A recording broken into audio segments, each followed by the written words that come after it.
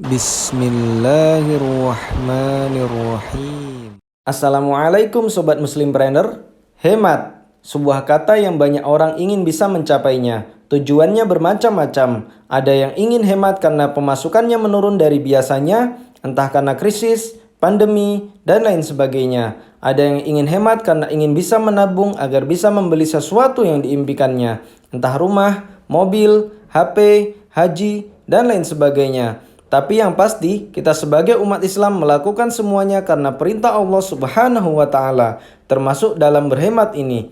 Ternyata perilaku hemat ini diperintahkan oleh Allah Subhanahu wa Ta'ala. Allah Subhanahu wa Ta'ala melarang kita berperilaku boros, tapi juga melarang kita terlalu pelit. Sebagaimana firman Allah Subhanahu wa Ta'ala, "Walladzina idza anfaqu lam yusrifu wa lam yaqturu wa kana baina dzalika qawama." Dan orang-orang yang apabila membelanjakan harta, mereka tidak berlebihan dan tidak pula kikir, dan adalah pembelanjaan itu di tengah-tengah antara yang demikian. Quran Surat Al-Furqan ayat 67.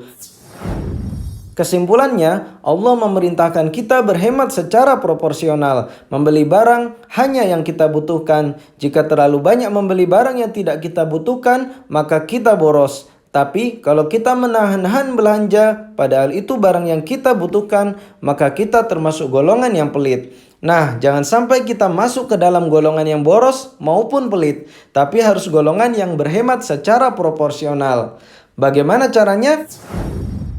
Pertama, kenali kebutuhan Anda. Buat daftar pengeluaran, mulai dari yang paling penting hingga yang kurang penting. Misal listrik, kontrakan bagi yang ngontrak, dan juga tagihan-tagihan lainnya. Kemudian baru ke kebutuhan primer seperti makan, susu anak, pulsa, dan lain-lain. Setelah itu baru ke kebutuhan tambahan yang lainnya. Setelah Anda buat daftarnya, lihatlah apakah ada yang bisa dicoret. Jika ada, silakan dicoret.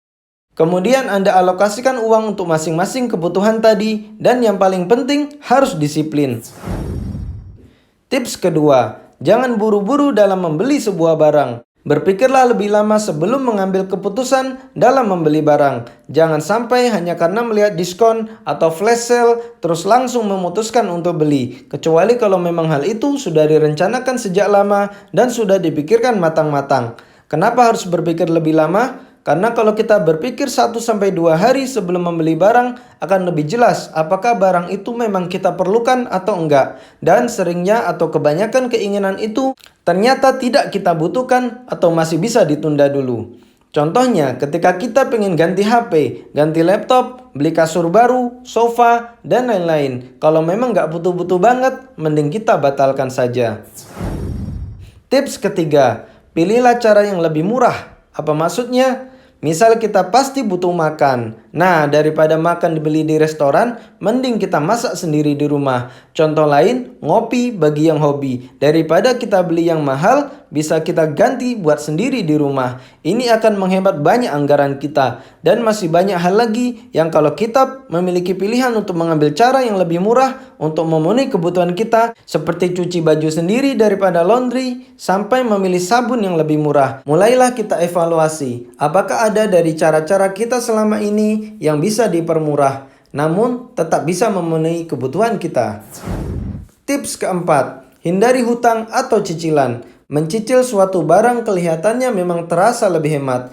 Hanya bayar sedikit sudah bisa membawa pulang barangnya, dan pembayarannya bisa diangsur. Itulah godaannya. Tapi tahu nggak, kalau suatu hari keadaan kita lagi sulit, maka yang paling menyusahkan kita adalah cicilan. Waktu penghasilan kita 10 juta, mungkin cicil 2 juta itu kecil. Tapi waktu kita lagi dalam keadaan sulit, penghasilan hanya 3 juta misalnya, maka 2 juta itu akan terasa sangat besar.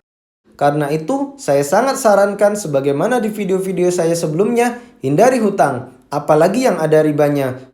Sudah di dunia susah, di akhirat apalagi. Na'udzubillah. Kalau ingin sesuatu, ubahlah dengan cara nabung, bukan mencicil.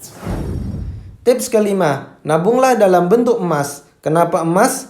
karena emas itu memiliki nilai yang melekat pada bendanya, tidak seperti uang kertas yang hanya kertas yang ditulisi angka. Bukankah kita merasakan inflasi semakin lama semakin parah? Belum lama kita merasakan harga emas 1 gram sekitar 500 ribu, sekarang sudah hampir 1 juta per gram. Ini menunjukkan nilai uang kertas kita semakin lama semakin menurun. Nah, misal kita pengen beli rumah dengan cara nabung uang kertas, maka akan kita dapati harga rumahnya makin lama akan ikutan naik, sementara nilai uang kertas kita nggak naik. Jadinya makin sulit kekejar. Beda cerita kalau kita nabung emas. Harga properti naik, harga emas juga naik, jadinya lebih mudah mencapainya. Selain itu ada alasan yang lainnya. Silahkan tonton di video saya sebelumnya yang berjudul Tips Nabung yang Benar Biar Bisa Beli Rumah Cash. Tips ke-6, catat setiap pengeluaran, kemudian evaluasi. Tujuannya agar kita tahu kemana saja perginya uang kita selama sebulan kemarin. Sehingga jika mengetahui ada pengeluaran yang tidak perlu, bisa kita hilangkan di bulan berikutnya. Karena percuma kalau kita bikin perencanaan, tapi tidak melakukan evaluasi. Dengan evaluasi ini, kita akan terus menuju pengelolaan uang yang lebih baik dari waktu ke waktu. Nah, begitulah tips berhemat dari Muslimpreneur TV. Semoga dengan berhemat, kita bisa mengalokasikan lebih banyak uang untuk kepentingan ukhrawi. Seperti memberi uang kepada orang tua, sanak saudara, dan orang-orang yang membutuhkan. Dan semoga kita bisa nabung untuk membeli hal-hal yang kita impikan. Seperti rumah, kendaraan, haji, umroh, dan lain sebagainya secara cash tentunya. Like dan share jika video ini bermanfaat. Silakan komentar jika ada pertanyaan atau usulan tema selanjutnya. Barakallahu fikum. Wassalamualaikum warahmatullahi wabarakatuh.